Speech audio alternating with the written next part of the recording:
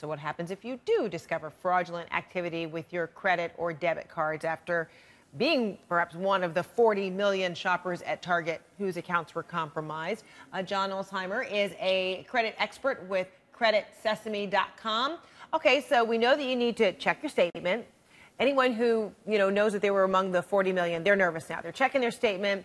If they see any unusual activity, they're calling their bank. But then what is that conversation? Am I asking them, cancel my account, change the number, my PIN, what? It's very likely that your issuer is already very well aware of what happened at Target, and they're already receiving phone calls from concerned cardholders as to what should I do.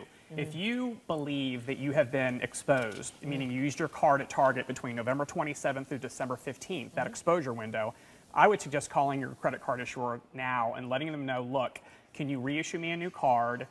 I'm going to change my PIN, get me a new card as quickly as possible because A, there's a chance that it's being used fraudulently or at least it's for sale somewhere on one of these black market websites. Right. And B, I need to get it in my hand prior to me heading out for my holiday travel. And what terrible timing. Horrible. I mean, terrible for the consumer because, Horrible. yes, you're getting on a plane, you're getting on the road, you need your card, you're shopping, last-minute gifts, all that good stuff, and now you've got this problem. That's right. And bank hours are not the norm right now. The banks are closed tomorrow. They're going to be open on Monday. They'll close half day on Tuesday, and they're closed all day on Wednesday. So you really have a very small window of opportunity to get this addressed. Monday seems to be the day. So what are the protections that are in place, whether it be legislatively or maybe extended by your bank? What if, $300 was charged and, you're now out your $300, or maybe it's compromised your account in other ways, overdraft, all that good stuff. How do you recover that, or can you? Very good question. So there are two federal laws that protect consumer. One is called the Fair Credit Billing Act, and that is specific to credit cards. Then there's the Electronic Funds Transfer Act, and that's specific to debit cards. So if someone has stolen your credit card number and has gone out and charged something, federal law limits your liability to $50. That's it. And all four of the major credit card networks, Visa, MasterCard, Amex, and Discover, all have zero liability policies. So really, you're not out anything, but you just don't want someone out there trying to charge stuff on your card.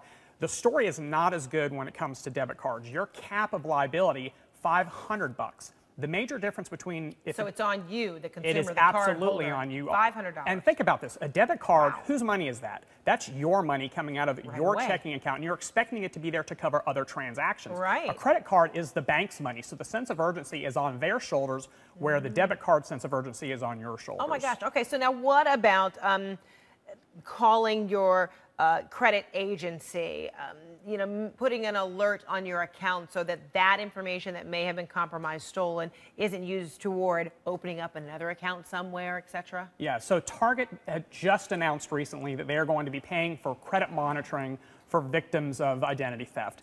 Not sure that's terribly effective, and here's why. Why? This isn't true name fraud. Your name, address, social, date of birth, none of that stuff was compromised. And that's what they mean when they say no personal information was taken. All that was compromised was your payment information, your credit card number. That's what was compromised. Monitoring your credit report is not terribly effective to prevent me from stealing your credit card number and using it somewhere.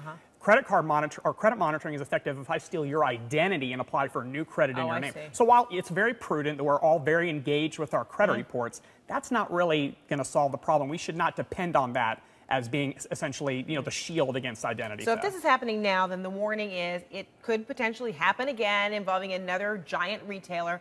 Is a lesson here for many of us that you need to be thinking about, having cash in your pocket?